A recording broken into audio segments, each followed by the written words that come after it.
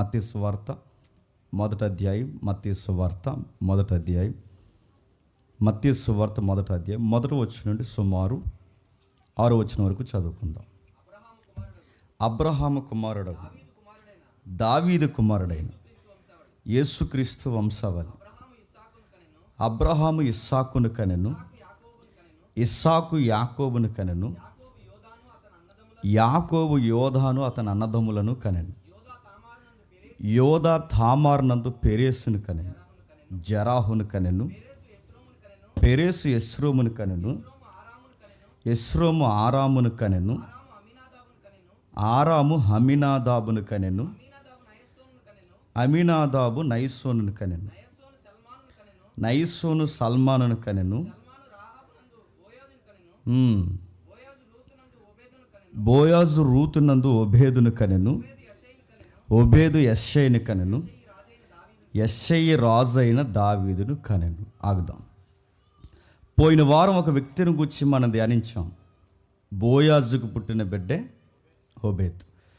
ఒబేదును కన్నప్పుడు నయోమిని చూసి అందరూ అన్నారట, నీకు మళ్ళీ కొడుకు పుట్టాడు, నీ కోడలకు కొడుకు పుట్టాడని కాదు కానీ నీకే కొడుకు పుట్టాడు, చనిపోయిన కొడుకుకి మారుగా, చనిపోయిన నీ వంశానికి మారుగా మళ్ళీ ఉద్భవింప చేయడానికి చక్కటి బిడ్డను నీకు ఇచ్చాడు. ఆ బిడ్డ పేరు ఒబేదు. ఆ ఒబేదుకి దాది అయిపోయింది. ఎవరు? నయోమి. దాది అంటే నేను మీ అమ్మమ్మని రా, నువ్వు నాకు ఇలా ఎరగదీయాలి, రేపు పొద్దున్న నాకు రిటైర్మెంట్ అయ్యే టయానికి నువ్వు నాకు ఇలా దాచిపెట్ట, ఇలాంటి కాకమ్మొచ్చట్లు ఏం చెప్పకుండా దైవికమైన భక్తిలో తనను పెంచింది. తన విజన్ అర్థవంతంగా మార్చి పెంచే సమయానికి రాను రాను ఆ బిడ్డలు దేవుని చరిత్రకి చాలా అనుకూలమైన వ్యక్తులుగా మారారు. ఆ మారిన వ్యక్తుల్లో ఇప్పుడు బాగానండి, బోయాజుకి రూతమ్మకి పుట్టిన బిడ్డే ఒబేదు. ఆ ఒబేదుకు పుట్టిన బిడ్డే యెష్షయి. ఆ యెష్షయికి పుట్టిన బిడ్డే దావీదు. ఇక్కడి నుంచి కొంచెం జాగ్రత్తగా వినండి. ఇక దావీదును దాటేసామంటే, ఆ దావీదును దాటి ఒక్కసారి మనం లోపలికి వెళ్తుంటే ఇంక రాజకీయాల్లోకి అడుగులు పెడుతున్నామని మాత్రం మర్చిపోకండి. ఇక్కడి నుంచి చరిత్ర చాలా రసవత్రంగా ఉంటుంది. అంటే ఈరోజు కాదు, జస్ట్ అడుగేస్తామంతే. అంటే ఇక రాజకీయం ఎంతగా అంటే, ఇక చరిత్రలో దేవుడు రాజకీయాన్ని రాజుల ద్వారా ఎలా నడిపించాడో కొన్ని రికార్డ్స్, అలిసిపోయిన రికార్డ్స్ ఉన్నాయి బైబిల్లో. అలాంటి తరంలో కంటే ఇక 14వ తరం ఒక మొదటి 14 తరాలు మొదటి తరం ముగుస్తుంది. ఇక 2వ తరంలోకి మనం అడుగులు వేస్తున్నాం. 14 ఈ 14వ తరాన్ని ముగించుకుని మరొక తరంలోకి వెళ్తే ఇదంతా పొలిటికల్ మూమెంట్ అన్నమాట. అందులోకి మనం ప్రవేశిస్తున్నాం. అందులోకి వెళ్ళే ముందు దావీదు గారి తండ్రిని జస్ట్ టచ్ చేయాలి మనం, ఎందుకంటే లాస్ట్ వీక్ అక్కడ ఆగిపోయాం మనం. యెష్షయి. ఎవరు యెష్షయి అంటే మనం చూస్తాం, ఒక రైతు. ఎవరైనా పాడి పశువుల మీద ఆధారపడే ఒక సామాన్యమైన వ్యవసాయ జీవితానికి అలవాటు పడినవాడు. ఎవరైనంటే ఒక సామాన్యుడైన వాడు. గతంలో కూడా చూస్తాం, పెద్ద ఎన్నిక లేనివాడు. గతంలో కూడా చూస్తాం, ఈయనకి పెద్ద పేరు కూడా లేదు. గతంలో కూడా చూస్తాం, ఆ ఊర్లో ఆయన పెద్ద పట్టించుకోరు. అదిగో ఆయన అటు గొర్రెల మందలను మేపుకుంటూ, లేదా గొర్రెల మందలను పెంపొందింపజేస్తూ, తన చిన్న కొడుకు గొర్రెల మందలు అప్పగిస్తూ, ఆ చుట్టూ ఏరియా ఏదైతే ఉందో ఆ ఏరియాలో ఆయన బతుకుతుంటాడు. అలాంటి ఏరియాలో ఆయన జీవిస్తున్నప్పుడు సరిగ్గా టైంలో మీరు గమనించండి, ఆ ఏరియా ఎలాంటిదంటే, ఆ ఊరి పేరు బెత్లెహేం. ఏ ఊరది? బెత్లెహేం. మర్చిపోవద్దు. మనం స్టార్టింగ్ మత్తయి సువార్తను స్టార్ట్ చేసినప్పుడే, ఆ మత్తయి సువార్త ప్రారంభంలోనే మనం ఎత్తుకున్న అంశాలు ఏంటో తెలుసా? ప్రతి వచనాన్ని జాగ్రఫికల్గాను, హిస్టారికల్గాను, లాజికల్గాను ప్రతి విషయాన్ని మనం చూస్తామని మనం ప్రారంభించాం. ఇప్పుడు చూస్తున్నాం. వీళ్ళ ఊరు ఏ ఊరంటే బెత్లెహేం. ఏ ఊరది? బెత్లెహేం. ఒకసారి చూద్దాం. మొదటి సమూయేలు గ్రంథం 16వ అధ్యాయం 17వ అధ్యాయంలో ఈ 2 అధ్యాయాల్లో జాగ్రత్తగా వినాలి. ఈ 2 అధ్యాయాల్లో దావీదు తండ్రి మనకు పరిచయం అవుతాడు. అంటే బైబిల్లో మొట్టమొదటిసారి దావీదు తండ్రి పరిచయం ఏది ఎక్కడంటే ఈ 16-17 అధ్యాయాల్లోనే. ఈ 16 అధ్యాయం మొదటి వచనాల్లో ఏం జరుగుతుందో చూద్దాం ఒకసారి. మొదటి సమూయేలు గ్రంథం 16వ అధ్యాయం మొదటి వచనం నుండి. అంతటి యెహోవా సమూయేలుతో ఇలాగూ సెలవిచ్చాను, రాజుగా ఉండకుండా నేను విసర్జించిన సౌలును గూర్చి నువ్వు ఎంతకాలము దుఃఖిందు. కాంటెక్స్ట్ మీకు అర్థమవుతుంది కదా సందర్భం. అప్పటికి సౌలుని దేవుడు రాజుగా ఎంపిక చేసుకున్నాడు. ఆ సౌలు సరిగ్గా 2 సంవత్సరాలు పరిపాలించేసరికి మదమెక్కిపోయాడు. నిజానికి సౌలు చరిత్ర కూడా మనం టచ్ చేయాలి. నెక్స్ట్ వీక్ మనకు వీలైతే రాజకీయంలోకి వెళ్తాం. ఎందుకంటే సౌలు యొక్క యాంటీ మూమెంట్ ఏంటో మనకు తెలియకపోతే దావీదు గ్రావిటీ మనకు తెలియదు. కొందరు వ్యక్తుల ప్రభావితమైన జీవితం అది ఎంత ప్రభావితం చేయబడిందో తెలియాలంటే వాళ్ళ చుట్టూ ఎంత పరిస్థితులు అల్లుమిగిపోయాయో తెలియాలి. అంతేగాని దావీదు పలానా అధ్యాయంలో ఉన్నాడు అయిపోయింది ఆమెనంటే కుదరదు. ఇక్కడ ఈ చర్చిలో ఈ చర్చ ఏంటంటే ఒక్క వచనాన్ని కదిపామంటే దాని చుట్టూ ఉన్న చరిత్ర అంతా కదుపుతాం. ఇప్పుడు మనం చూస్తున్నాం సౌలు గారి చరిత్ర. నెక్స్ట్ వీక్ మనం ఇంకా డీటెయిల్గా మనం చూద్దాం. జస్ట్ బ్రీఫ్గా ఇక్కడ చూద్దాం. ఏం జరుగుతుందంటే సౌలు గారు తెలుసు తొలగిపోయాడు. ఎక్కడి నుంచి తొలగిపోయాడు? పిలుపు నుండి తొలగిపోయాడు. ఎక్కడి నుంచి తొలగిపోయాడు? అభిషేకం నుంచి తొలగిపోయాడు. ఎక్కడి నుంచి తొలగిపోయాడు? దేవుడిచ్చిన స్థితిగతుల నుంచి తొలగిపోయాడు. అంటే కాపాడుకోవడం ఆ మనిషికి రాలేదు. దేవుడు ఏదన్నా మనకి ఇస్తాడు. గుర్తుపెట్టుకోండి, ఆ ఇచ్చిన దాన్ని బట్టి మిగిలిన వాళ్ళు ఎక్కిరించేలా మనం చేయకూడదు. సౌలుకి అదో రకమైన దరిద్రపు బుద్ధి వచ్చేసింది. ఆ దరిద్రపు బుద్ధి ఏంటంటే ఇంత వైభాగ్యము, ఇంత సౌందర్యంతో కూడిన జీవితం రేపొద్దున ఎవడైనా కాసేస్తాడేమో అని అతనికి 2 years 2 సంవత్సరాలు పరిపాలించేసరికి కనుక వచ్చిన దరిద్ర బుద్ధి ఏంటంటే ఇంకా పరిపాలిస్తే నా పిల్లలు పరిపాలించాలి తప్ప ఇంకా ఆడివిడి ఎక్కితే అట్లా కుదురుద్దని చెప్పి ఇంకెవ్వడిని ఎక్కకుండా రాజకీయ ఒత్తిళ్ళ ప్రకారం దావీదు లాంటి ఆయన్ని కన్ను ఏకమునిపి ఆయనలో ఒక దరిద్ర బుద్ధి వచ్చేసింది. అసూయ వచ్చేసింది. ఇంకెవరు రాకూడదని ఒక బుద్ధి వచ్చేసింది. అలా టైంలో దేవుడు సౌలుని పక్కన పెట్టాడు. సౌలుని పక్కన పెడుతున్నప్పుడు దేవుడు, గుర్తుపెట్టుకోండి ఈ మాట నేను అంటున్నాను, మరి ఎంతమందికి అర్థమవుద్దు నాకు తెలియదు, కానీ అర్థమయ్యే వాళ్ళకి అర్థమవుద్ది. దేవుడిని అనుభవించాలి. ఒక వ్యక్తిని దేవుడు, బాగా వినండి, దేవుడు నిన్ను పక్కన పెట్టి వేరొకరిని పిలుస్తున్నాడు అనడానికి గుర్తు ఏంటి చెప్పనా? మళ్ళీ చెప్తున్నాను వినండి. దేవుడు నిన్ను పక్కన పెట్టి మరొక వ్యక్తిని తన వాగ్దానాల్లోకి పిలుచుకుంటున్నాడు అని గుర్తు ఏంటి చెప్పనా? నీ దగ్గర ఇంకొకరిని రెడీ చేస్తాడు. గుర్తుపెట్టుకో. నేను మళ్ళీ చెప్తున్నాను, ఏదన్నా వర్క్ కాదు, బరకాలేసే పనా, సౌండ్ పెట్టే పనా, పబ్లిసిటీ పనా, కెమెరా ఎట్టే పనా, రొట్టె ద్రాక్షరసం ఇచ్చే పనా, ఏ పనైనా, సంగీతమా, పాటల, ఏదైనా గుర్తుపెట్టుకో. దేవుడు నీకు ఒకటి ఇస్తాడు. ఆ ఇచ్చిన దాన్ని బట్టి నేను తప్ప ఇంకెవడ ఎరగదీయలేడు అనుకున్నావు అనుకో, నేను ఎరగదీస్తాడు. గుర్తుపెట్టుకో. ఖచ్చితంగా లేపుతాడు. నువ్వు ఎక్స్పెక్ట్ చేయని వాడినే నీ దగ్గర నుంచి లేపుతాడు. అందుకే ఏదైనా దేవుడు ఒక పని అప్పగిస్తే యెహోవా పనినట శ్రద్ధగా చేయాలి. శ్రద్ధ అంటే ఇంట్రెస్ట్గా చేయాలి. నీకు ఎన్ని వర్క్లు ఉన్నా ప్రధానమైన వర్క్ అది. ఆ వర్క్ని ఇంట్రెస్ట్గా చేయకపోతే దాని మీద ఇంట్రెస్ట్ ఉన్న వాళ్ళు లేపుతాడు. గుర్తుపెట్టు. ఆడెక్కడో రాడు, ఎదురింటి పక్కనే పోలే కాదు. నీకు తెలిసినట్టే మనకు బాగా సొరకలేసే కార్యక్రమం ఏంటి చెప్పిన, మనకు తెలిసినట్టు లేగితేనే మనకు బాగా సొరకేసినట్టు ఉంటుంది కాదు చెప్పండి.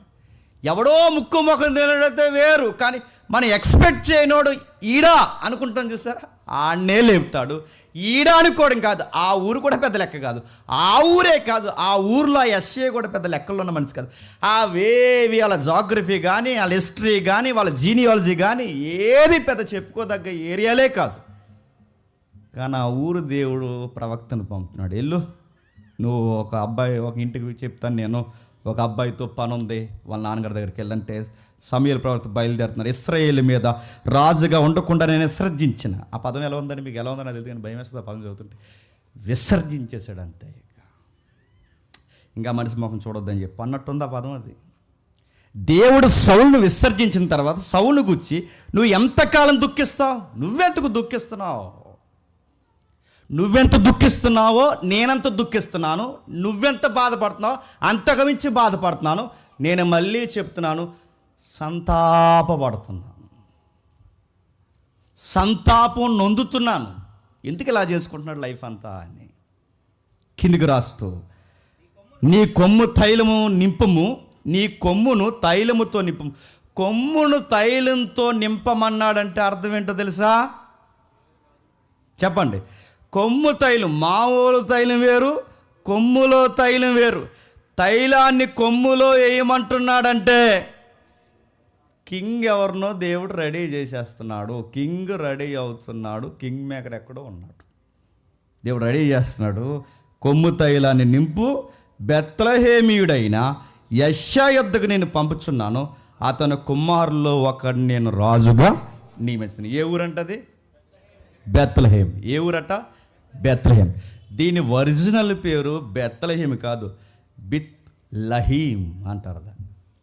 అదేంటదట? అది అంతే, బిత్లహీం. లహీం అనేది ఒక దేవుడు, మీరు గుర్తుపెట్టుకోండి. లహీం అంటే తమ్ముడు జీవిస్తాడు చూడండి. బిత్లహీం అంటే ఒక దేవుడు, అంటే గ్రామ దేవుడు. ఉన్నాడా దేవుడు? ఒకసారి చూపించు. ఆ గ్రామ దేవుడు ఎవరైతే ఉన్నాడో ఆ ఊరిని కాపాడతాడు అన్నమాట. చూపించండి, మీకు దండం పెడతాను త్వరగా. అసలే స్నానం చేయలేదు, చూపించి. ఆ ఫ్లో పోగొట్టడానికి ఏలొకరండి వచ్చాడు, అదిగో చూడండి. అది రియల్ ఇమేజ్. అది ఇప్పుడు మనం శిలల మీద శిల్పం చెక్కి తేలేదు, అక్కడ ఉంది చూడండి. రియల్గా పురావస్తు శాస్త్రవేత్తలకు దొరికిన బెత్లెహేములో ఉన్న పురాతనమైన దేవుడి ఫోటో. ఆ పురాతనమైన దేవుడు మీకు క్లియర్ కనబట్టలేదు కానీ వివరిస్తాను చూడండి. ఆ దేవుడు ఎలా ఉంటాడంటే రింగు రింగుల తల, గుబురంటి గడ్డం, బలమైన చేతులు. గుర్తించే వాళ్ళు గుర్తించండి, పురావస్తు శాస్త్రవేత్తలు ఎవరైనా ఉంటే గుర్తించండి. గుబురు లాంటి గడ్డం, బలమైన ఈటె. అంటే ఈ దేవుడు ఏంటంటే ఆ ఊరిని కాపాడుతాడనమాట. ఏ ఊరు? బెత్లెహేం. నేను అడుగుతున్నాను, ఇది బాగా అంటే ప్రతి ఊరికి గ్రామ దేవుళ్ళు ఉంటారా ఉండరా? లైవ్ వెళ్ళిపోతుంది, లేచి ఎలా చెప్పేది నేను ఆపేత. చాలా అడుగుతా, చాలా దేవుళ్ళు ఉంటారు, ప్రతి ఊరికి ఉంటారు. ఎల్లమ్మ, పొల్లమ్మ, ఇంకా డీటెయిల్గా అడగండి. ఎవరి అమ్మ? కొన్ని పేర్లు ఉంటాయి. ఇప్పుడు మనందరికీ చుట్టూ ఒక ప్రాకారం ఉంది, చూసారు? ప్రాకారం ఉంది చుట్టూ. దీనికి మరో పదం ఉంది, ఇంకా హైట్ లేపితే దుర్గం అంటారు. దుర్గము. ఒక ఆవిడ ఉంది, ఎవరన్నా అడగండి. ఆవిడ ఏం చేస్తారంటే కాస్తుంది అన్నమాట. ఏం కాస్తుంది? ఆవిడకి ఒక వాహనం ఉంటుంది. ఏంటి ఆ వాహనం? నీ బొంద పులి, గుర్తుపెట్టుకో. ఏంటది చెప్పండి. అంటే బాగా పొలిమేరలారు అంటే అంటే దేవుళ్ళు ఎలా పడతారంటే గ్రామ వాతావరణం, వాళ్ళు పెరిగిన వాతావరణం, వాళ్ళ మీద దాడి చేసే జంతువు ఏదైతే ఉందో దాన్ని వాహనంగా మార్చి వాళ్ళని కాపలా కాయడానికి వాళ్ళు ఊహించి ఒక చిత్రాన్ని తయారు చేస్తారు. ఆ చిత్రమే వాళ్ళ గ్రామదేవుడో గ్రామదేవత అవుతుంది. ఆ రోజుల్లో కూడా వీళ్ళ నమ్మకం ఉందన్నమాట. నా మాటలు మీకు అర్థమవుతున్నాయి? ఆ రోజుల్లో వాళ్ళ నమ్మకం ఇదిగో లహీం, బిత్లహీం. అంటే ఆ ఊరికి పేరు, ఈ దేవుడి పేరు ఏమి వచ్చింది? బిత్లహీం అంటే దేవుడి పేరు. ఇది సుమారు క్రీస్తు పూర్వం 1400 ముందు, క్రీస్తు పూర్వం 1400 ముందే పురాతనమైన చరిత్ర.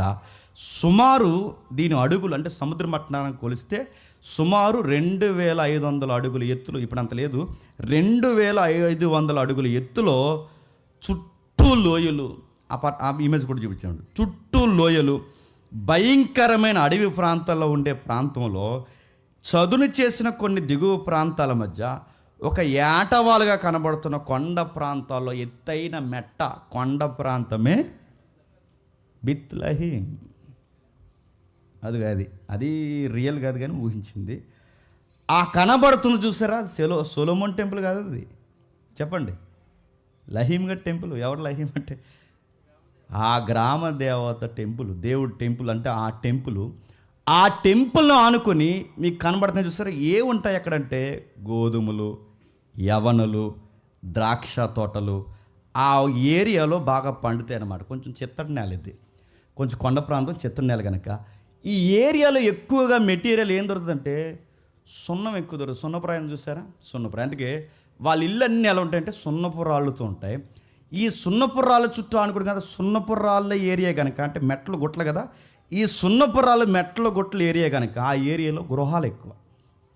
వీళ్ళు ఇల్లు కూడా ఎలా కట్టుకుంటారంటే ఇప్పుడు మనకలాగా 4 స్తంభాలు వేసి ఆ స్తంభాల పైన మళ్ళీ స్లాబ్ వేసి అంత లేదు అక్కడ. ఆ రోజులు ఏం చేస్తారు, గృహం అంటగా చిన్న చిన్న గృహాలు, అంటే చిన్న చిన్న కన్నాల మాదిరి ఉంటే ఆ కొండలు ఆనుకుని, అంత కొండ ప్రాంతం.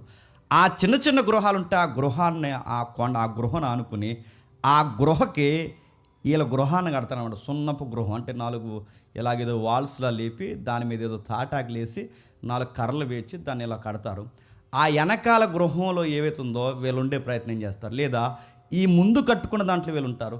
ఆ వెనకాల గృహం చూస్తారా, ఆ గృహను ఏం చేస్తారంటే వాళ్ళు మేపుకునే గొర్రెలని పశువులను దాస్తారు. అంటే ఇల్లు చెప్పండి, పశువులు ఉండే స్థలము రెండు కలిపి ఉంటే ఏ ఏరియాలో? బెత్లెహేం, అది అక్కడ ఉంటాయి.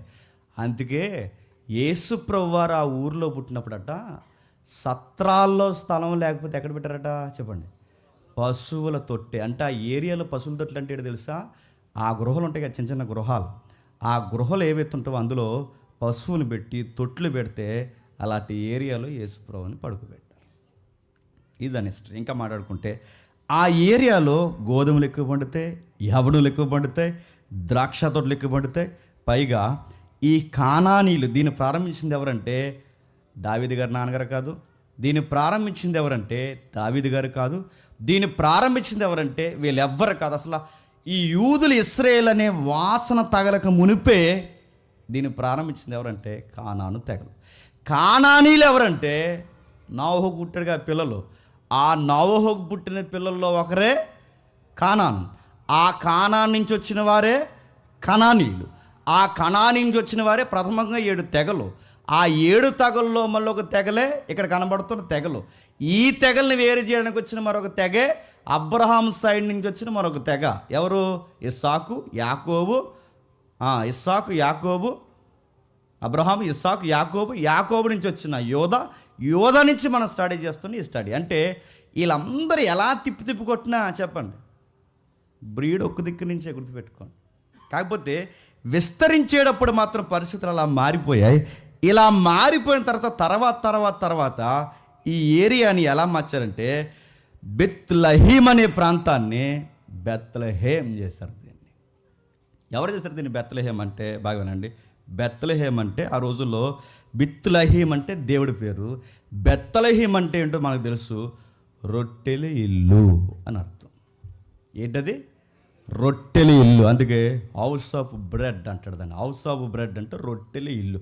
నేను అడుగుతాను, దేవుడిల్లు దేవత ఇల్లు కాస్త ఆహార స్థలంగా పేరు ఎలా మారిందంటే టూకీగా ఒకసారి మనం చూద్దాం. మొదటి దినవృత్తాంతాల గ్రంథం త్వరగా వెళ్ళిపోదాం. మొదటి దినవృత్తాంతాల గ్రంథం 2వ అధ్యాయం. మొదటి దినవృత్తాంతాల గ్రంథం 2వ అధ్యాయం. మొదటి దినవృత్తాంతాల గ్రంథం 2వ అధ్యాయం 50 వచనం నుండి. మొదటి దినవృత్తాంతాల గ్రంథం 2వ అధ్యాయం 50 వచనం నుండి. ఎఫ్రతాకు జ్యేష్ఠుడిగా పుట్టిన ఎవరట? ఎఫ్రాతాకు జ్యేష్ఠుడిగా పుట్టిన హూరు కుమారులు ఎవరనగా తండ్రి అయిన శోభాలును. మీకు ఆ పేర్లు వస్తున్నాయి చూడండి. Ephrathah, next Bethlehem. Ephrathah, Bethlehem. బాగా వినండి. ఎవరు ఎఫ్రతా? అందుకే బైబిల్ మనం చదువుతున్నప్పుడు బెత్లెహేం ఎఫ్రతా అని చదువుతాం. బెత్లెహేం ఎఫ్రతా అంటే బెత్లెహేం అనొచ్చుగా. బెత్లెహేం ఎఫ్రతా అని ఎందుకు అంటున్నాడు? బెత్లెహేం ఎఫ్రతా అని ఎందుకు అంటున్నట్టే దానికి అడ్రస్ ఉంది. బెత్లెహేం 2 ఉన్నాయి మ్యాప్లో. ఎన్ని? 2. అందుకే బెత్లెహేం అంటే అన్ని బెత్లెహేములు కాదు, యెరూషలేముకి 10 కిలోమీటర్ల దూరంలో ఉన్న ఒక గ్రామీణ కొండ ప్రాంతమే బెత్లెహేం. ఈ బెత్లెహేం అనడానికి అడ్రస్ ఏమిస్తుందంటే ఎఫ్రతా. ఎఫ్రతా అంటే ఏంటి? ఎఫ్రతా అంటే ఏంటంటే గుర్తుపెట్టుకోండి, యోధా ఉన్నాడుగా, ప్రారంభం మనం చూసాం కదా యోధా. ఆ యోధాకి కొడుకున్నాడుగా. ఆ యోధా కొడుకులు వచ్చారుగా. ఆ కొడుకుల్లో ఒక కాలేబ్ అనే ఆయన వస్తాడు. ఆ కాలేబ్ అనే ఆయన అజూబా అని ఒక ఆయన ఉంటే ఆయన చనిపోతే ఆ అజూబా అనే ఆయనకు ఒక భార్య ఉంటుంది. ఆ భార్య పేరు ఎఫ్రతా. ముఖ్యాంశాలు మరోసారి చెప్పండి. ఎఫ్రతా అంటే ఎవరు? అజూబా అనే ఒక ఆయనకి ఒక భార్య. ఆ భార్య ఎవరైతే ఉన్నా అజూబా చనిపోతే అంటే అంత వారసత్వమే. ఈయన చనిపోతే ఆమెను ఈయన చేసుకుంటాడు. ఎవరు? కాలేబు. ఈ కాలేబు ఎఫ్రతా అని చేసుకుంటే ఈ కాలేబుకి ఎఫ్రతాకి పుట్టినవాడే అక్కడ రాస్తున్నారు హూరు. ఈ హూరు సంతానం డెవలప్ అయితే ఆ సంతానమైన డెవలప్ అయిన సంతానము బెత్లెహేముని డెవలప్ చేసింది. అందుకే అడ్రస్కి ఏమంటారంటే బెత్లెహేము ఎఫ్రతా అంటారు. అందుకే మీకు ఇంకా బాగా అర్థం కావాలంటే అదే రెండవ అధ్యాయం 18 వచ్చిన చూడండి. అదే 2:18 నుండి. కొన్నిసార్లు ఈ వృత్తాంతాలు ఇవి చదువుతున్నప్పుడు ఎందుకు రాశారు అబ్బా అనుకుంటాం. ఎందుకు రాశారు, మనలాంటి ఒకడు ఉంటాడనే చెప్పండి. రాశాడు దేవుడు పరిశీలించడానికి, జీనియాలజీ పనికి వస్తుందని. మొదటి దినవృత్తాంతాలు 2:18 నుండి. కాలేబు అజూబాను తన భార్య అందును పిల్లలను కనెను. అజూబా కుమారులు ఎవరనగా ఏషేరు. అజూబా చనిపోయిన తర్వాత కాలేబు ఎఫ్రతాను వివాహం చేసుకొనగా అది అతనికి ఊరుని కనెను. ఊరుని కనెను. ఊరు బెసేలుని కనెను. తర్వాత ఎస్రోను గిలాదు తండ్రి అయిన మాకీరు కుమార్తెను కూడెను. తాను 60 సంవత్సరం వయసు గలవాడైనప్పుడు దాన్ని వివాహం చేసుకునగా అది అతనికి సెగూబును కనెను. సెగూబ్ యాయీరుని కనెను. వీళ్ళు గిలాదు దేశమందు అక్కడ చూడండి 23 పట్టణాలు అంటే టౌన్స్ ఫామ్ చేస్తున్నది ఎవరండి? ఈ జీనియాలజీలో ఉన్న వాళ్ళు. ఇంకా కింద చదవండి. మరియు గెస్సూరు వారును సిరియనీలును యాయీరు పట్టణాలను కెనాతును దాని ఉపపట్టణములను 60 పట్టణములను వారి యొద్ద నుండి తీసుకొని వీరందరూ గిలాదు తండ్రి అయిన మాకీదునకు కుమారులు కాలేబుదైన ఎఫ్రాతాలో. అది ఏటట కాలేబుదైన ఎఫ్రాతా. బాగుందండి. కాలేబుదైన ఎఫ్రాతాలంటే ఈ ఎఫ్రతా అనే ఆవిడ ఒకడు ఉంది. ఆవిడ పేరు మీద కొడుకు పుట్టాడు. ఆ కొడుకు ఆ ఏరియాకి ఎఫ్రతాని బాగా డెవలప్ చేశాడు. అందుకు ఆ ఏరియాకి తల్లి పేరు మీద బెత్లెహేము చెప్పండి ఎఫ్రతా. ఇంకా కిందకి రాస్తున్నాడు చూడండి. ఎస్రోను చనిపోయిన తర్వాత ఎస్రోను భార్య అయిన అబి అతనికి తెకోవకు తండ్రి అయిన అస్సూరుని కనెను. అలా మొత్తం ఇంటికి ఇలా చదవండి. వీళ్ళ ఖండం పట్టణాలు కట్టడం, ఖండం పట్టణాలు కట్టడం, ఖండం పట్టణాలు కట్టడం, ఆ పట్టణాలకి పేర్లు పెట్టడం. అలా వచ్చింది బెత్లెహేము. అంటే బాగానండి. ఇప్పుడు బాగానండి. బెత్లెహేము ఊరు ఏ ఊరంటే ఒక విగ్రహారాధన ఊరు. బెత్లెహేము ఊరు ఎలాంటి ఊరంటే ఒక మూఢనమ్మకాల ఊరు. బెత్లెహేము ఊరు ఎలాంటి ఊరంటే ఎన్నిక లేని ఊరు. బెత్లెహేము ఎలాంటి ఊరంటే చేతబళ్ళకి సిల్లంగిలకు కూడా పెట్టింది పేరు. బెత్లెహేము ఎలాంటి ఊరంటే అసలు కొండ ప్రాంతం, అంటే ఒక మాట చెప్పాలంటే కొండ ఏరియా. అలాంటి ఏరియాలో దేవుడు అన్నాడట, నాకు పనికొచ్చాడు ఉన్నాడు ఇల్లు అన్నాడట. మీకు అర్థమవుతుందో లేదు కానీ మీకు చదువుతుంటే ఎలా ఉందో కానీ నాకు మాత్రం భలే అనిపిస్తుంది. ఊరే చెప్పుకోదగ్గ ఊరు కదా, నా మాటలు అర్థమవుతుంది. ఊరే చెప్పుకోదగ్గ ఊరు కదా. ఆ ఊరు ఒక మూఢనమ్మకాల ఊరు. ఆ ఊరు ఒక చేతబడుల ఊరు. ఆ ఊరికి బలమైన నమ్మకాలు లేని ఊరు. కాకపోతే కాస్త పాడి పంటలు బాగుంటాయని చెప్పుకో తప్ప ఏరియా కొండ ప్రాంతం, నమ్మకాలు కొండ నమ్మకాలు అన్నీ ఎలాంటి నమ్మకాలంటే పూర్తిగా దేవుడిని ఎక్కిరించే ప్రాంతాలు. అలాంటి ప్రాంతాల్లో దేవుడు అన్నాడట, నాకు కావాల్సిన వ్యక్తి ఉన్నాడు అక్కడ. అతగాడి పేరేంటో తెలుసా? ఎస్ఐ. ఎవరు? ఆయన దగ్గరికి వెళ్ళు. ఏం చేస్తుంటాడు ఆయన? ప్రవక్త కాదు. ఏం చేస్తుంటాడు ఆయన? యాజకుడు కాదు. ఏం చేస్తుంటాడు ఆయన?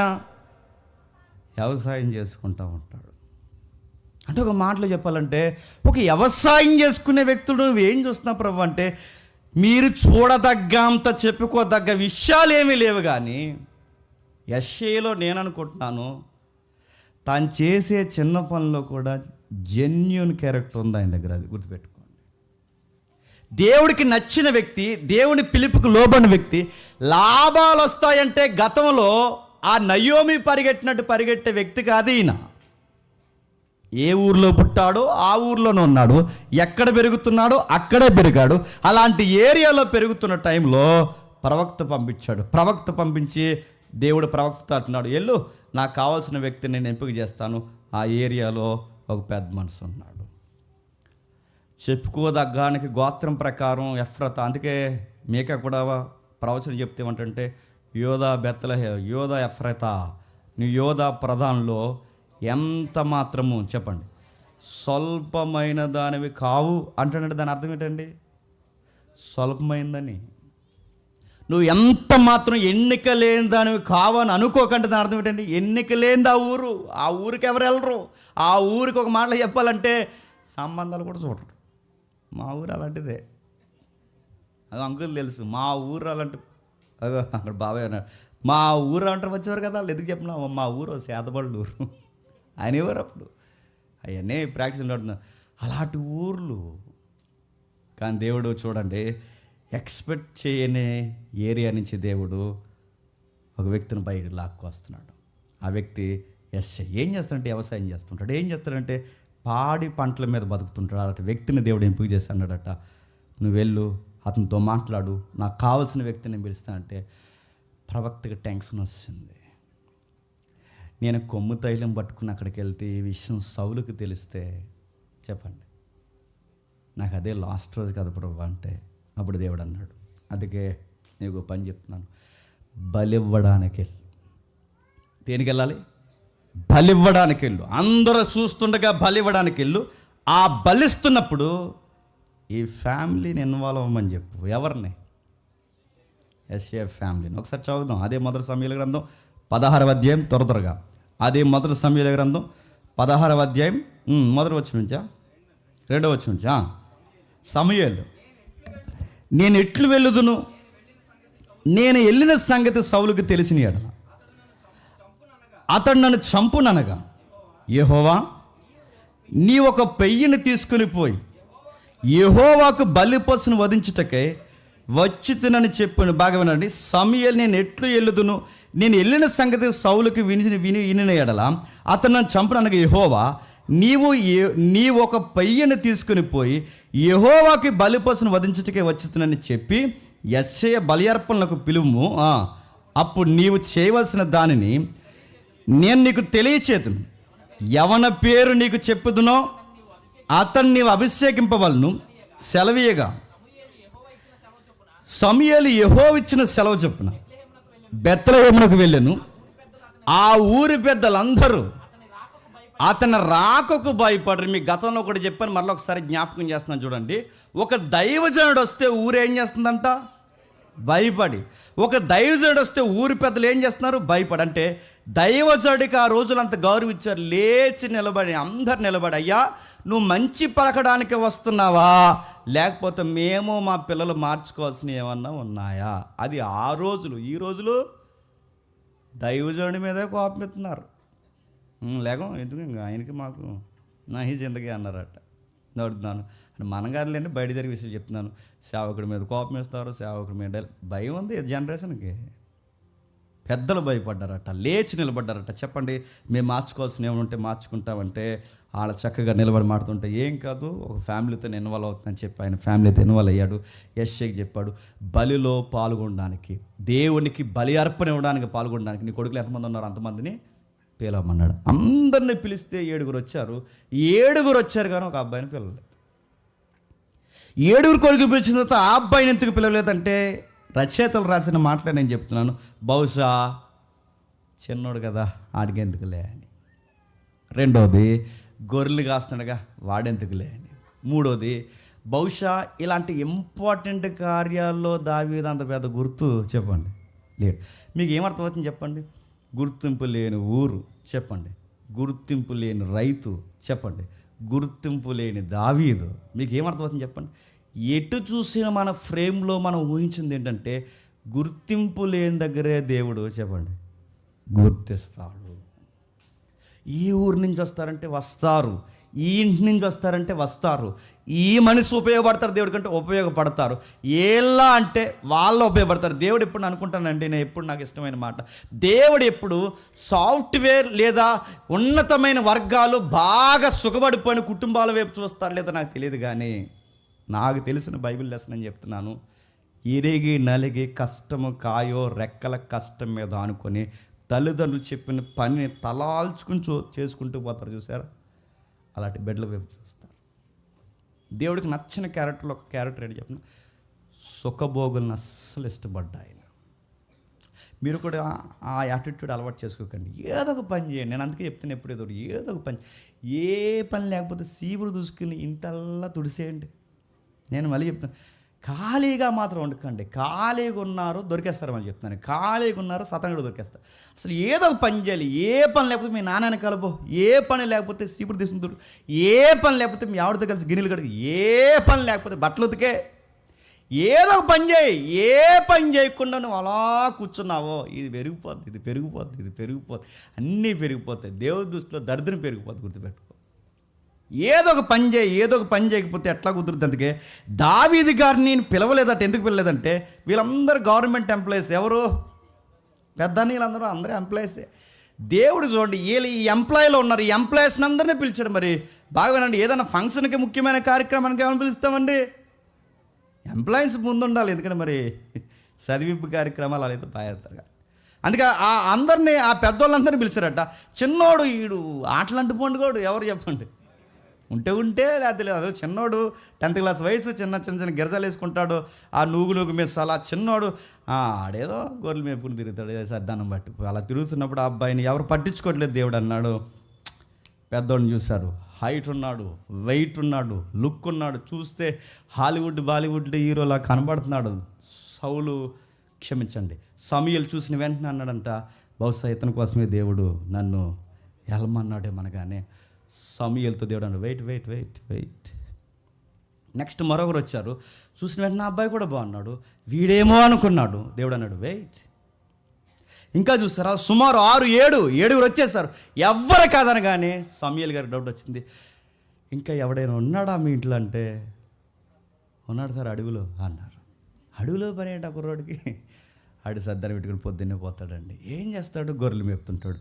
అర్జెంటుగా అబ్బాయిని చెప్పండి, పిలవండి. పిలిచిన వెంటనే 12వ వచనంలో ఏం జరుగుతుందో చూడండి. 12వ వచనంలో అతడు వాడిని పిలవనంపించి లోపలకు తోడుకొని వచ్చి, అతడు ఎర్రని వాడును, చక్కటి నేత్రములు గలవాడు, చూసుటకు సుందరుడు. అతడు రాగానే నేను కోరుకొనివాడు ఇతడే. ఇక్కడ జాగ్రత్తగా వినండి, నేను కోరుకున్నవాడు. వాళ్ళ నాన్నతో పిలిపిస్తున్నారు. ఎవరి నాన్నతో? యెష్షయి గారితో. ఇంకా ఎవరన్నట్టు 7 అయిపోయారు. ఎవరన్నట్టు ఇంకొకడు ఉన్నాడు. ఆ ఒక్కడో కావాలి పిలిపించారు. పిలిపించిన వెంటనే సమూయేలు షాక్ అయిపోయాడట. రే బెలే ఉన్నారు ఈడు కళ్ళు. ఎవరి ఇంత ఎండలో తిన్నా ఎంత బ్యూటిఫుల్గా ఉన్నాడు ఎవరు? నడుదండి, గొడిగేసి తిరుగుతాడు దావీదు. చెదిరిపోయిన తల, మాసిపోయిన ముఖము, నూగు గెడ్డాలు, ఎండకి వానకి చెక్కెళ్ళు లోపలకు నొక్కేసి ఆ అబ్బాయి ఇలా తిరుగుతూ ఆ భుజాల మీద అదొకటి ఉంటుంది 24 hours. చెప్పండి, అదే తంతి వాయిద్యం అదొకటి వేసుకుని అలా ఇలా తిరుగుతుంటే మీరు ఊహించుకోండి, పిలిచిన వెంటనే ఎలా వచ్చుంటాడు చెప్పండి. జస్ట్ ఊహించండి. ఇప్పుడు అడవుల్లో తిరుగుతున్న కుర్రోడు, ఇమేజ్ ఎవరు ఉంటుంది చూపిస్తాం. అడవిలో తిరుగుతున్న కుర్రోడు అలా ఇలా గొర్రెల వెనక తిరుగుతున్నా, మరి మీ నాన్న పిలిచాడు అనగానే ఎలా వచ్చుంటాడు ఆ ఏజ్కి చెప్పండి. ఇలా ఎగురుకుంటూ ఆ చెట్టు ఆకులు లాగుతూ, ఊహించండి ఒకసారి.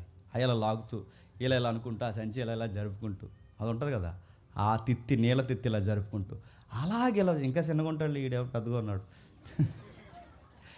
ఇలా జరుపుకుంటూ ఈ మొత్తం మీద ఇలా చూసుకుంటూ మొత్తం మీద ఇలా వస్తున్నప్పుడు, అల్లర చిల్లరగా ఆటలాడుకునే వయసులో దావీదు అలా వస్తున్నప్పుడు నచ్చేసాడట అబ్బాయి. దావీదు సమూయేలుకి నచ్చడమే కదండి, గమ్మత్తని చెప్పిన సౌలుకు కూడా నచ్చాడు. దావీదుని ఎవరు చూసినా కానీ చెప్పండి నచ్చేస్తుంది. దేవుడితో ఉన్న వ్యక్తులు గుర్తుపెట్టుకోండి, దేవుడితో ఉన్న వ్యక్తులు ఎవరైనా, దేవుడు వారితో ఎవరితో అయినా ఉంటే ఆ వ్యక్తుల్ని ఎవరైనా చూస్తే వారి ఎడల తెలియకుండానే కటాక్షం కలుగుతుందండి. ఎస్తేరు వైపు అహస్వరస్ చూశాడట. తెలుసు కదా అహస్వరస్ ఎస్తేరు. చాలామంది మిస్ యూనివర్స్లో వచ్చారు, అహస్వరస్కి ముందు వచ్చారు లేదా? ఆఫ్రికన్ వచ్చింది, ఆస్ట్రేలియన్ వచ్చింది, అర్థమవడం చెప్తాను. రకరకాలు వచ్చారు, క్యాట్వాకులు, ఆవాకులు, ఆటాకులు, ఈటాకులు, డ్రెస్ కోడ్లు అన్నీ చేసి అలాగే నడిస్తే ఎవరి మీద అహస్వరస్ మనసు పడలేదు. కానీ ఆ ఎస్తేరు అలాగా పల్లెటూరు పిల్ల ఆ పూరు గుడిసెలో వచ్చిన అమ్మాయి చూసిన వెంటనే ఎవరేమే అని అడిగాడట.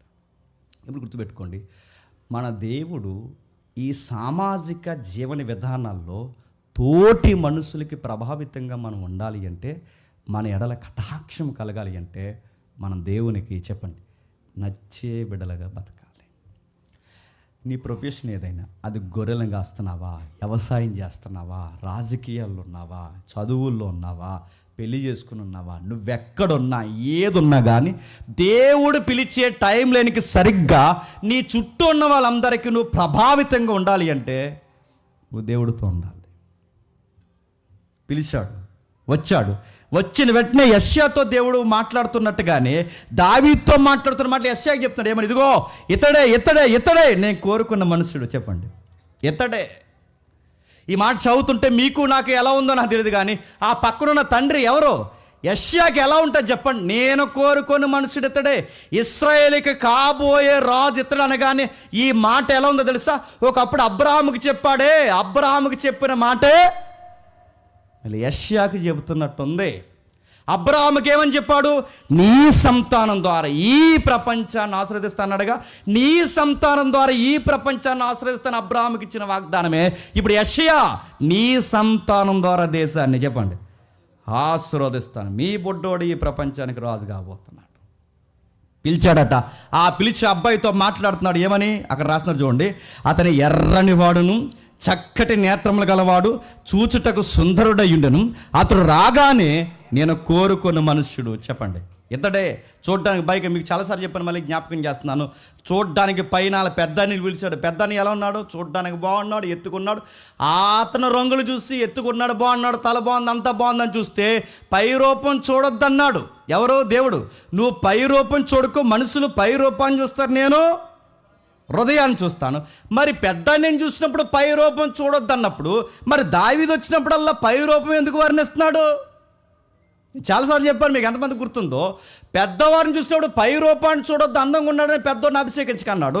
మరి రెండో వాడు చిన్నోడు, కరసటి వాడు, ఇక లాస్ట్ వాడు వస్తే ఎర్రగా ఉన్నాడు, చక్కగా ఉన్నాడు, నేత్రాలు బాగున్నాయి, సుందరంగా ఉన్నాడు, ఇతడే నేను కోరుకుంటాను. ఈ వర్ణన ఎందుకు ఇస్తున్నాడు? ఎందుకంటే దావీదు ఎర్రగా ఉన్నా ఆయన గుండెల్లో కలర్ మీద లేదంటే గుర్తుపెట్టుకున్నాడు. అందుకు దావీదు నచ్చాడు. మనం ఎర్రగుంటే ఏం చేద్దామండి? నల్లగున్న వాళ్ళందరినీ ఎక్కించుకుంటూ తిరుగుతాం మనం.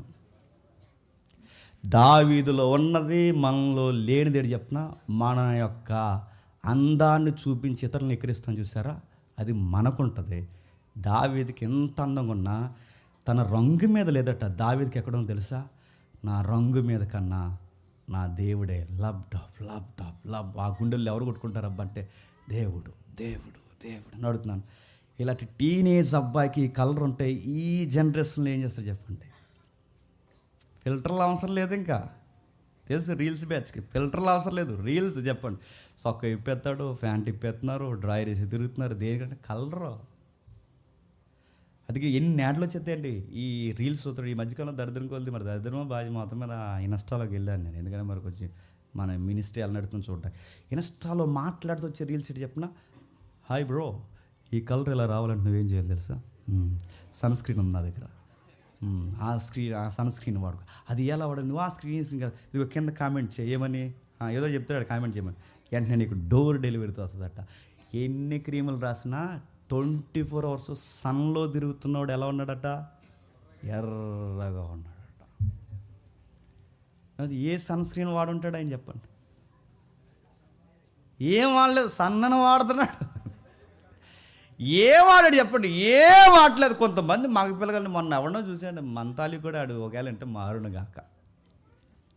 అది ఏదో రాసేసుకుంటున్నారు. ఇది నాకు పేర్లు అట్లా పేర్లు తెలియదు కాదు. ఇంకో స్క్రీన్ ఏదో ఉందలే, స్కిన్ లైటు. ఏది చెప్పరా తమ్ముడు? అన్నీ బాగానే చెప్తున్నావు. ఏది మీ ఆవిడ ఎక్కడ ఉంది? ఏమమ్మా చూడు, మానేహాడో వాడుతున్నాడా ఏదో వాడుతున్నాడు. ఇలాంటి క్రీములన్నీ అవి వాడారు. అవి వాడితే ఇదేమొద్దంటే ఈ పై పొర ఉంది చూస్తారా, ఈ పై పొర ఊడిపోయి, పై పొర ఊడిపోయి దరిద్ర క్రీములు, బెట్న వైట్లు, స్కిన్ లైట్లు, చెదారం అన్నీ వాడితే మరి చెప్తున్నాను క్యాన్సర్స్ పోతుంది. డాక్టర్ గారు క్యాన్సర్ స్పెషలిస్టే. పోతావు ఏమనుకుంటున్నావు? న్యాచురల్ బ్యూటీ అని చెప్పిన 2 పూటలో స్నానం చేయి. ఒక సీక్రెట్ చెప్పిన, సందర్భంగా చెప్తున్నాను కనుక చెప్తున్నాను. నీ స్కిన్ మంచి అలా లైట్ వేసినట్టు కనబడాలంటే సూత్రం ఏంటి చెప్పిన, మెత్తని బనీల్ క్లాత్ ఉంటాయి, నేను సీరియస్గా చెప్తున్నాను, నేను వాడుతాను చెప్తున్నాను. మెత్తని బనీల్ క్లాత్ ఉంటే శుభ్రంగా దాంతో రుద్దుకో, మట్టంతా పోతే మంచి గ్లోగా కనపడుతుంది. ఎంతకు మించి ఏమి ఎరగదీయక, ఇంకా ఎంతకు మించి ఏమైనా ఎరగదీసి అంటే తర్వాత జాయిన్ చేసేస్తారు. ఎక్కడ చెప్పండి, నువ్వేం చేయకు, శుభ్రంగా స్నానం చేయి. శుభ్రం చేస్తే దేవుడిచ్చిన ఒరిజినల్. మనకి ఎప్పుడైతే చెమట వస్తూ పోతూ ఉంటుందో మన స్కిన్ బాగుంటుందో బాగోదు. దావీదు ఎర్రగా ఉన్నాడట. నెక్స్ట్, చక్కటి నేత్రాలు. నేత్రాలు చక్కగా ఉన్నాయంట. నడుతున్నాను, ఆయన కళ్ళే బాగుంటే ఎన్ని రీల్స్ చేస్తాడో. ఇంకా అడుగుతున్నాను, చక్కటి నేత్రం అంటే అంత నేత్రాలు అంత బాగా ఎందుకున్నాయి? టయానికి నిద్ర వస్తాడు, గుర్తుపెట్టుకో. నీ నేత్రాలు దెయ్యంకుల్లో అయిపోయి మధ్య నిద్ర రాత్రులు నువ్వు తెల్లవారులు చూస్తావు. ఇలా తెల్లవారులు ఆడోళ్ళు మగోళ్ళు చూస్తే నేత్రాలు ఏమవుతాయి? లొట్టలు వస్తాయి. ఇంకేమో చెప్పండి, బ్లాక్ వస్తుంది. ఇంకేమో చెప్పండి, పోతాయి లోపలికి. దెయ్యం కళ్ళు వస్తాయి. నేను చూస్తే మాకు భయం అవుతుంటుంది పగలే. టయ్యానికి నిద్ర. నీకు రాత్రులు అర్ధరాత్రి వరకు పని ఏంటి? సువార్తకి వెళ్ళావా? అర్ధరాత్రి వరకు పని ఏంటి? రక్షణ శాస్త్రం ఏమైనా మాట్లాడుతున్నావు ఎవరితో? నీకు అర్ధరాత్రి వరకు పని ఏంటి? దేవుని సేవలు అలసిపో. నువ్వు టయానికి పని చేయి, టయానికి చదువుకో, టయానికి ఏదో ఒక వర్క్ చేసి టయానికి కలో మెతుకులు తినేసి పడుకో. నిద్ర లేకపోతే కంటి మీద పడుతుందా పడదా? ఈయన నేత్రాలు ఎంత బాగున్నా, పగలంతా పని చేస్తాడు, టైంకి ఇంటికి వస్తాడు, టయానికి ఇప్పుడు మెతుకులు తినేసి చక్కగా నిద్రపోతాడు. అబ్బాయికి ఏం పని ఉందండి? ఏ అమ్మాయికైనా స్టార్టింగ్ చేయాలి? అబ్బాయి నువ్వు నిద్ర వేయలేదా, నాకు నిద్ర వస్తుంది అంటాడా? అలాంటి వ్యాపారం వేయలేదు దావీదు గారి దగ్గర. కుదరదో, గుర్తుపెట్టుకోండి. ఆయన టయానికి తింటాడు. ఆయన కళ్ళు బాగున్నాయి, రంగు బాగుంది, ఇంకా చూడ్డానికి ఎలా ఉన్నాడు చెప్పండి? సుందరుడు. దేవుడు అన్నాడట, కళ్ళు బాగున్నా దావీదు మనసు కళ్ళు మీద లేదు, రంగు బాగున్నా దావీదు మనసు రంగు మీద లేదు. చూడ్డానికి హ్యాండ్సమ్గా ఉన్న తన యాటిట్యూడ్ని ఇతరులకు ఆకర్షణీయంగా మార్చలేదు. ఎన్ని క్వాలిటీస్ తనకున్నా తన క్వాలిటీస్ మీద తన మైండ్ లేదు, కానీ తన హార్ట్లో లబ్డబ్బా ఏం కొట్టుకుంటుందంటే దేవుడు దేవుడు దేవుడు దేవుడు. అందుకే ఈ అబ్బాయి నాకు కావాలి. వాళ్ళ అన్నయ్య ఉన్నాడు, ఆ 70 సార్లు అద్దంలో చూసుకుంటాడు. వాళ్ళ అన్నయ్య చిన్న అన్నయ్య ఉన్నాడు, వాళ్ళందరూ చూసుకునే బ్యాచ్. ఈ అబ్బాయికి అన్నీ ఉన్నా చెప్పండి చూడ్డు. ఆ అబ్బాయి కిందకు వచ్చాడు, ఉన్న దాంట్లో నీట్గా ఉన్నాడు. దేవుడు మాట్లాడుతున్నాడు. సమూయేలు తైలపు కొమ్మను తీసుకొని వాని సహోదరులు ఎదుటనే, ఎలా ఉందో చూడండి, ఆ పదం ఎలా ఉందో, వాని సహోదరులు ఎదుటనే వారిని అభిషేకము చేసెను. నాట నుండి యెహోవా ఆత్మ దావీదు మీదకి బలముగా వచ్చిన. ఏంటట? అతని సహోదరులు ఎదుటి, ఇప్పుడు బాగుందండి, అతని సహోదరులు చూస్తుండగానే దావీదుని అభిషేకిస్తే మిగిలిన సహోదరులకి ఎలా ఉంటుందండి? దేవుడు ఎలా ఉంటాడు చెప్పిన? ఆయన ఎంపిక చేసుకున్నంటే నిన్ను చూసి ఏడిసే వాళ్ళు ఇంకా ఏడిపించేలాగా చెప్పండి ఆశ్రయిస్తారు. వాళ్ళ ఇంట్లో వాళ్ళ నాన్నకి లెక్కలేదు, వాళ్ళ ఇంట్లో వాళ్ళ అన్నయ్యలకి లెక్కలేదు, వాళ్ళ ఇంట్లో ఎవరికీ లెక్కలేదు. కానీ గమ్మత్తేడు చెప్పిన, ఆ అబ్బాయి వాళ్ళ అన్నయ్యలందరూ చూస్తుండగా అభిషేకం. ఎంత బాగుందండి. అందగాళ్ళందరూ ఎదురుగడ్డి చూస్తున్నారు, ఎవరిని చెప్పండి. ఎప్పుడు గుర్తుపెట్టుకోండి, ఏ 100 ఏళ్ళలో ప్రత్యేకత అంటే, ప్రత్యేకత చెప్పిన దేవుడు ఉన్నాడు, అదే ఆడి ప్రత్యేకత. ఏముందిరా వాళ్ళు ఆకర్షణీయమైనదంటే ఆ గుండె దేవుడి కోసం కొట్టుకుంటుంది, అదే ప్రత్యేకత. ఈ ప్రాంగణంలో ఎన్ని 100 మంది ఉన్నారు నాకు తెలియదు, కానీ మీ అందరికీ నేను చెప్తున్నాను, ఇంతమందిలో దేవుడు కళ్ళు నీ మీద పడాలి అంటే నీ గుండె దేవుడి కోసం కొట్టుకోవాలి. ఖచ్చితంగా నీ ఊరు మంచిది కాకపోయినా, మీ ఇల్లు నేను పట్టించుకోకపోయినా, నీ అన్నయ్యలకే నువ్వు లెక్కలేకపోయినా, అది చెప్పుకునే బ్యాక్గ్రౌండ్ ఏం బాగోకపోయినా, ఆ గుండె దేవుని కోసం లబ్డబ్ అని కొట్టుకుంటే మళ్ళీ చెప్తున్నా, దేవుడు నేను వాడుకుంటాడు. దావీదు హెల్త్ బాగుంది, దావీదు స్కిన్ బాగుంది, దావీదు యొక్క యాటిట్యూడ్ బాగుంది, అన్నీ బాగున్న అబ్బాయి ఎక్కడైనా చెడు వ్యసనాలకు పోయాడా? రంగు బాగా రావాలని బీర్లు తాగే సన్నాసిగాళ్ళు ఉన్నారంటే మీరు నమ్మగలరా? బీరు తాగితే రంగు వస్తుంది అనేది ఎవడరా?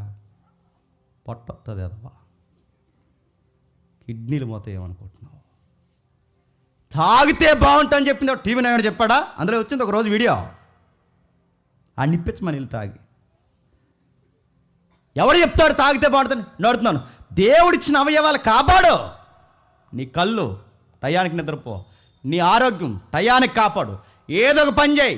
ఏ పని లేకపోతే ఒక 50 కేజీలు రాయి తీసుకుని ఉదయం సాయంత్రం పైకి ఎగరాయి. బాడీకి ఏదో ఒక వర్క్ చెప్పు. దాన్ని ఎలా పెట్టాలో కండిషన్ అలా పెట్టు. ఆయన పిలుచుకునే టైం ఒకటి ఉంటుంది, ఆ టయానికి రా, ఆయన దగ్గరికి రా, ఆ టయానికి ఆయన పెట్టు. దేవుడు పిలుస్తున్నాడు, పిలిచిన వెంటనే దేవుడు అభిషేకించు. ఇంకేం ఆలస్యం చేయకు. నేను కోరుకున్న మనుషుడు ఇతడే, దేవుడు అభిషేకించాడు. అన్నీలు చూస్తున్న వెంటనే అభిషేకించిన వెంటనే అందరి ఎదుట పరిశుద్ధాత్మ ఆయన మీదకి వచ్చింది. ఎవరి మీదకి?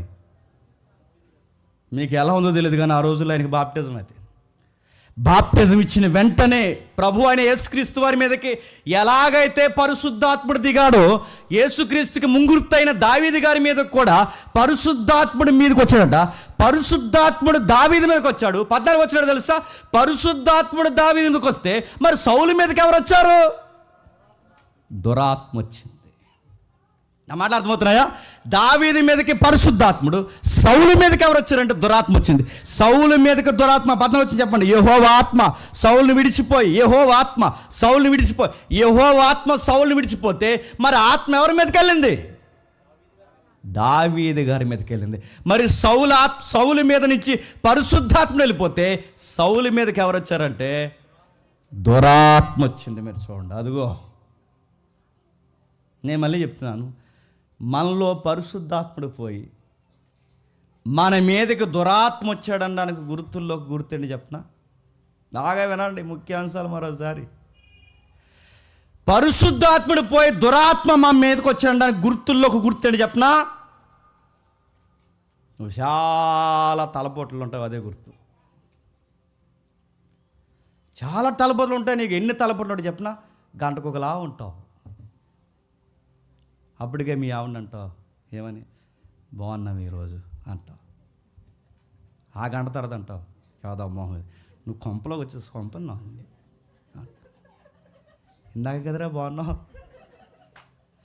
సౌలు మీదకి దురాత్మ వచ్చాక గంటకు ఒకలాగా, రోజుకు ఒకలాగా, వారానికి ఒకలాగా, నెలకు ఒకలాగా నీలో పరిశుద్ధాత్ముడు నిన్ను పక్కన పెడుతున్నాడు. ప్రభావం పోతుందంట. గుర్తుల్లో గుర్తాడు చెప్పనా?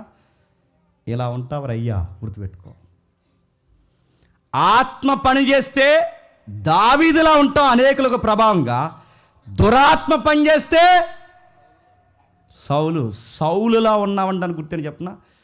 నీ ముందెవరు మంచి బట్టలు వేసుకోకూడదు, నీ ముందెవరు పొగడబడకూడదు, నీకన్నా గొప్ప ఎవరు చేయబడకూడదు, నీకన్నా ఎవరైనా కింగ్ లాగా పిలువబడకూడదు, నీకన్నా ఎవరన్నా బాగుంటే నువ్వు కుర్చీలో కూర్చోలేవు ఇంకంతే. ఎవరు ఇప్పుడు స్టీఫెన్ తమ్ముడు రోజు పాట పాడచండి, ముగిస్తాను, టైం అయిపోయింది. చక్కగా పాట పాడుతున్నాడు. దేవుని ఆత్మ ఉంది కనుక దేవుడు నడిపింపబడి సేవకుడు అవుతాడు. రోజు స్టీఫెన్ పాడుతున్నప్పుడు ఈరోజు స్టీఫెన్ నాపేసి ఇంకొకరిని ఎవరినో పిలిచి పాడన్నప్పుడు స్టీఫెన్ హెల్దీగా ఉన్నాడు అనుకోండి, ఆత్మతో పనిచేస్తున్నట్టు. అలా కాకుండా చూసావా, ఆడికి ఇచ్చాడే, ఆడు సాజుడు ఎలా పాడుతున్నాడు, సాలా పాడతాడు అసలు. అయినా అన్నయ్యకి ఏం తెలుసు, అన్నయ్యకి ఇంకా వీడు తగునమ్మని తయారైపోయాడు. ఎవడో సాగాడు ఆడిపాడు. ఇలాంటివి వచ్చేసినాయి అంటే నేను ఏమనాలి? ఆత్మ పోయేది నీకేమనుకుంటున్నావు? అప్పుడప్పుడు శ్రీనన్న తెలుసో తెలియక ఆయన పరిధిలో ఆయనకున్న భక్తిరతలో ఒక మాట అంటాడు. ఐజక్ గారు ఆయన ఒక మాట అనేవారు ఎప్పుడో స్టార్టింగ్లో, బ్రదర్ ఎక్కువ కోపపడకండి, ఆత్మ పనితీరు తగ్గిపోతుంది అనేవాడు. అది నిజంగా మంచి మాట. అది ఎక్కువ కోపపడకండి, ఎక్కువ ఏ విషయాన్ని స్ట్రెస్ ఫీల్ అవ్వకండి, ఆత్మదేవుడు పనితీరు తగ్గిపోతుంది అని. నేను మళ్ళీ అదే అంటున్నాను, కోపపడండి. మన మెసేజ్ ఒకటి ఉంటుంది, కోపంలో జస్టిస్, న్యాయం ఉండాలి. మనం సీరియస్ అయ్యామంటే దానికి ఒక బలమైన కాజ్ ఉండాలి. ఊరకే సీరియస్ అవుతున్నావంటే నేను అడుగుతున్నాను, నీలోకి ఎవడో వచ్చేసాడు. ఎవడు? దురాత్మ. ఆడొచ్చేసాడట, తల పెట్టేసుకుంటున్నాడు, మనసు బాగోట్లేదు, ఎవరితో బాగా మాట్లాడలేడు. సౌలు సేవకులు దేవుని యొద్ద నుండి వచ్చిన దురాత్మ ఒకటి నేను ధరిపించినట్టు ఏదించేస్తుంది. అది దురాత్మ వస్తే ఎలా ఉంటుంది చెప్పిన వేదన, అదో రకమైన వేదన. ఆడికి అన్నీ ఉంటాయి కానీ అదో రకమైన వేదనలో ఉంటాడు. మీకు ఈ వాక్యపు కళ్ళద్దాలు మీకు అర్థమైతే ఈ దయ్యాలు అందరూ కనపడతారండి. అలా దూరంగా పోయి కూర్చోడు. అందరూ మనం ఇక్కడ ఉంటాం, అందరం సరదామా ఇడు అలా పోతుంటాడు, ఎదురు అలా పోతున్నాడు, పట్టేయింది అడిగి. గుర్తుపెట్టుకోండి, నలుగురిలో ఉండడు, నలుగురిలో ఉండడు, అలా పోతాడు, అక్కడెక్కడో కూర్చుంటాడు. ఇలా చేయట్టుకుంటాడు, అలా చూస్తుంటాడు, ఇలాగలుగుంటాడు. వచ్చింది వాళ్ళ అమ్మమ్మ ఎవరు అలాగోకోడు, ఇలా చూసుకోవడం, ఇలాగ అనుకోడు. ఏటో ఏం ఆలోచిస్తున్నావురా? నలుగురిలో ఉండరా, నలుగురితో కలిసి నవ్వరా. ఈ నలుగురు నవ్వుతుంటే ఈ నవ్వడం, అందరు నవ్వుతుంటే ఎలా చూస్తుంటాడు. ఈ నవ్వుతలేదు ఏంటనుకుంటాం మనం. ఈ నవ్వడం, ఓ మాట కలపడం, ఏది చేయడు. కొంతమందిని చూస్తే డౌట్ చెప్తుంటుంది అంటే ఏటీడు పరిశుద్ధాత్మ సహాయం పోయిందా ఏటాడికి. అందుకే చూడండి, ఎవరితో ఉండలేకపోతున్నాడు, మనశ్శాంతిగా ఉండలేకపోతున్నాడు. ఆ టైంలో ఈ మనిషికి దురాత్మ ఉన్న వాళ్ళకి కావాల్సింది చెప్పిన పీస్ కావాలి, మనశ్శాంతి కావాలి. మనశ్శాంతి రావాలంటే ఏం చేయాలి? మంచి సాంగ్స్ వినాలి. అప్పుడప్పుడు మైండ్ బాగోకపోతే మంచి సాంగ్స్ వినండి. రైటింగ్స్ బాగున్న సాంగ్స్, రచయితల యొక్క మంచి భావాలు ఉన్న సాంగ్స్ వినండి. డివోషనల్ సాంగ్స్ వినండి, ఎందుకన్నా మంచిది. వింటే బాగుంటుంది, అంటే మైండ్ బాగుంటుంది, రిలాక్స్గా ఉంటుంది. మానసిక పరిస్థితులు బాగున్నప్పుడు మంచి మెథడ్ ఏంటో చెప్పిన మెడికల్ పరంగా కూడా మంచి సంగీతం, మంచి మాటలు వినండి, మంచి సంగీతం వినండి. మనం ఆ టైంలో మంచి మాటలు, మంచి సంగీతం వినం.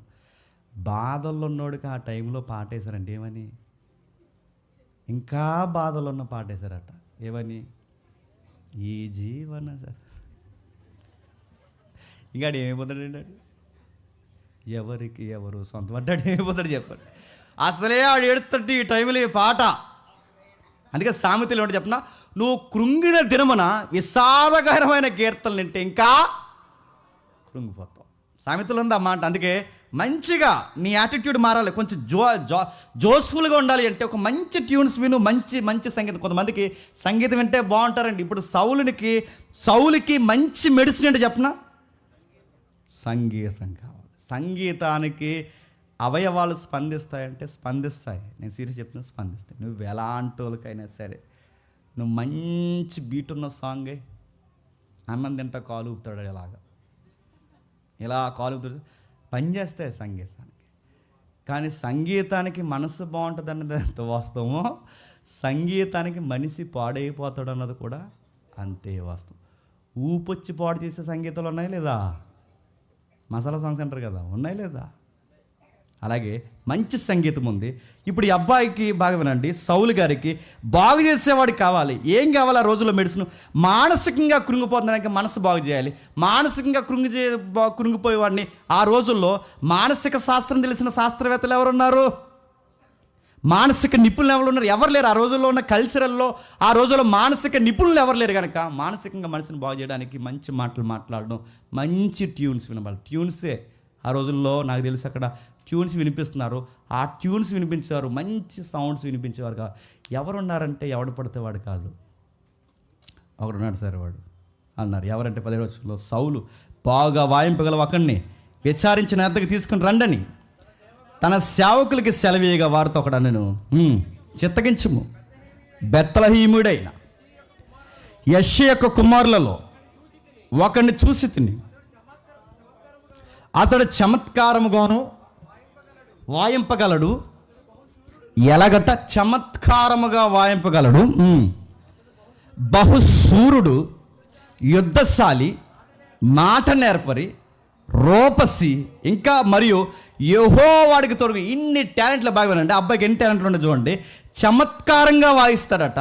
చెప్పండి, యుద్ధం బాగంటే అప్పటికప్పుడు సీన్లో ఫైట్ వస్తే ఫైట్ బాగా చేస్తాడట. నెక్స్ట్ మాటలు బాగా మాట్లాడతాడు. నెక్స్ట్ చూడ్డానికి బాగుంటాడు. ఎన్ని క్వాలిటీస్ ఉన్నాయండి దావీదు గారికి. చమత్కారంగా. మనకేంటి, మనకి టాలెంట్ ఉంటేనేమో మాట్లాడతాం రాదు. టాలెంట్ ఉన్న వాళ్ళకున్న జబ్బేడు చెప్పడం మాట్లాడతాం రాదు. మాట్లాడటం వస్తేనేమో టాలెంట్ ఉండదు. చాలామంది టాలెంట్ ఉన్న వాళ్ళు ఎదగపోవడానికి కారణం చెప్పిన ఆడి మాట బాగోదు, అదో జబ్బది. వాడికి మాట్లాడటం రాదు. ఏ కమ్యూనికేషన్ స్కిల్స్ ఉండవు వాడికి. టాలెంట్ ఉన్నవాడికి ఏమో మాట్లాడటం రాదు, మాట్లాడేవాడికి ఏమో టాలెంట్ ఉండదు. గమ్మత్తడి చెప్పిన ఆయనకి టాలెంట్ ఉంది, మాట్లాడడం వచ్చు, చూడ్డానికి ఎలా ఉంటాడట. ఇప్పుడు చెప్పండి, టాలెంట్ ఉన్నవాడికి ఏమో మాట్లాడడం వచ్చు, మాట్లాడవచ్చినోడికి కూడా చెప్పండి చూసిన వెంటనే బాగుంటుంది. టాలెంట్ ఉన్న వాళ్ళు ఎప్పుడన్నా తినమైన బట్టలు వేసుకున్నారా? లూజ్ అయిపోతుందండి మధ్యట్టుగానే ఇలాగా. అది లింగియా, ఫ్యాంటా, ఏటది అసలు? ఏంటి సార్ ఆడు అలాంటి అదొక టాలెంట్. ఏది టాలెంట్ ఉన్న వాళ్ళట తినమైన బట్టలు వేసుకోరట. ఇలా ఇలా ఇలా పై ఆడవాళ్ళకి పైకి లాగేస్తే చూసారు అలాగ జాకెట్ ఇలా పైకి లాగేసినట్టు అదొక షర్టు నడుతున్నాను. ఎవరి కొరియా స్టైల్ ఇవన్నీ ఆ కొరియా జపాన్ గల అందరు ఆ శాప మొహం గల అంటే వేసుకున్నారు. నువ్వెందుకు వేసుకుంటున్నావు? నువ్వెందుకు వేసుకుంటున్నావు? ఇలా డబ్బా ఒకటి ఇలా లూజ్ పేషెంట్కి వేసుకుంటారు సార్. లూజ్ ఆపరేషన్లో తీసుకెళ్ళి పేషెంట్ లూజ్ డ్రెస్ వేస్తారు. లూజ్ ఏంటని అడుగుతున్నాను. మంచిగా ఎలా ఉండాలంటే కొంచెం ఫిట్గా ఫిట్నెస్ మెయిన్. ఈ లూజులు ఇలా ఊగేసి ఏంటంటే అడుగుతుంది ఇలాగా చూడ్డానికి దావీదు గారి వాళ్ళు చూడ్డానికే చెప్పండి బాగున్నాడు, చూడ్డానికి బాగున్నాడు, మాట్లాడడానికి బాగున్నాడు, అన్నీ బాగున్నాడు, చక్కగా ఉన్నాడు అని అడుగుతున్నాను. ఇంత చమత్కారంగా వాయిస్తారు. చమత్కారంగా అంటే చెప్పనా, కొట్టిన ట్యూన్ కొట్టకుండా ఆ టైంకి ఏది సెట్ అవుతుందో అది ప్లే చేస్తాడట. మనం ఏం చేస్తాం చెప్పండి? ఏ టైం అయినా చెప్పండి ఒకటే దెబ్బ, ఏంటి చెప్పండి ఒకటే బీట్. ఆడు సావైనా అదే దెబ్బ చెప్పండి, అది బుడ్డ అదే దెబ్బ చెప్పండి, పెళ్ళైనది పెళ్ళికెట్టి పెళ్ళైనా దెబ్బ. ఒకసారి మేము ఎప్పుడో పెళ్ళికి వెళ్ళినాం, పెళ్ళికి వెళ్తే ఆడు పాడాడు చెప్పనా, పెళ్ళికి వెళ్తే పాట అదే ఆ మట్టిలో పెడితే రేపటికి నీ శరీరం ఏదో పాట ఉంటుందిగా. కాదు అంతకుముందు ఏదో పాట ఉంటుంది. అంతకుముందు కాదు అది ఎవరో ఏడు సిక్కమని అంతకుముందు ఎవరిదో పాట అండి. అది ఆ పాట పాడుతున్నారు పెళ్ళి. ఆ పెళ్ళి కొడుకు ఏమైపోవాలండి? అదే బంగారు పరుపులు మేము పడుకున్నా ఒక రోజు నువ్వు పడుకోవాల్సింది. కళ్ళు తెలిస్తే ఎలుగురా, కన్ను మూస్తే చీకట్రా. ఈ పాట పాడితే ఇప్పుడు ఆడు ఏ కొన్ను తెరవాలి, ఏ కొన్ను ముయ్యాలి, అసలు ఆ పాట సందర్భం బర్త్డేకి ఏ పాట పాడాలో తెలియదు చెప్పండి, డెత్ డేకి ఏ పాట పాడాలో తెలియదు, పెళ్ళికి ఏ పాట పాడాలి. దావీదు గారు తెలుసు అంట ఏ టైంకి ఏ పాట పాడాలో, ఎవరికి ఏ సాంగ్ సెట్ అవుద్దో, ఏ ట్యూన్ సరిగ్గా ఫిట్ అవుద్దో ఆయన తెలుసు. కానీ ఒకటే దెబ్బ వచ్చిన అన్నిటి కొట్టు కొడతారు. మీకు కూడా చెప్పి నేను ముగిస్తాను, టైం అయిపోయింది. చిన్నప్పుడు ఆవు పాఠం ఒకటి ఉండదు, గుర్తుందా? ఆడికి ఆవు పాఠమే వచ్చి ఇంకే పాఠం రాదు, ఆడికి ఆవు పాఠమే వచ్చు. అందుకే అందరు లైన్లో టీచర్ అడుగుతుందంట. ఆ టీచర్ అడిగినప్పుడు చెప్పరా అని అడిగితే ఆడు బాగా చెప్పాడు, ఈడు బాగా చెప్పాడు, ఈయన మనోడు కూడా బాగానే చెప్పాడు. ఆవు పాఠంగా ఆడికి వచ్చు చెప్పాడు. ఆవు పాఠం చెప్పంటే ఆవు తెల్లకుంటుంది, దానికి 4 కాళ్ళు ఉంటాయి, 2 చెవులు ఉంటాయి, వెనకాల తోక ఉంటుంది, ఎదరు మూతుంటుంది, వెనక పేడ వేస్తుంది. ఇది చెప్పాడు, మొత్తమే చెప్పాడు. నెక్స్ట్ సైన్స్ మేడం వచ్చింది. సైన్స్లో అడిగారు, అందరూ సైన్స్ చెప్తున్నారు. ఏంట్రా? తర్వాత ఖగోళం కోసం అడిగారు, ఖగోళం కోసం చెప్తున్నారు. వీడు స్పేస్ కోసం చెప్పారంటే మనది సోలార్ సిస్టమ్. ఫస్ట్ వాడు చెప్పాడు మనకు సూర్యుడు ఉంటాడు, ఆ సూర్యుడు చుట్టూ గ్రహాలు ఉంటాయి, దీన్ని సోలార్ స్పేస్ అంటారు మేడం, ఇది స్పేస్ అని చెప్పాడు. రెండోడు బాగా చెప్పాడు, అన్నీ బాగా చెప్పాడు. వీడు ఇలాగొచ్చి వీడిని అడిగారు 4వ వాడిని, చెప్పరా సౌర వ్యవస్థ అంటే ఏంటంటే అది చెప్పారు. సూర్యుడు ఉంటాడు మేడం, సూర్యుడి నుంచి 3వ గ్రహం భూమి ఉంటుంది మేడం, భూమి మీద ఒక ఆవు ఉంటుంది మేడం, ఆవు తెల్లగా ఉంటుంది మేడం, ఆవుకి 4 కాళ్ళు ఉంటాయి, ఎదరు మూతుంటుంది, వెనకాల తోక ఉంటుంది, అది పేడవేండి. మేడం మొత్తం అయింది.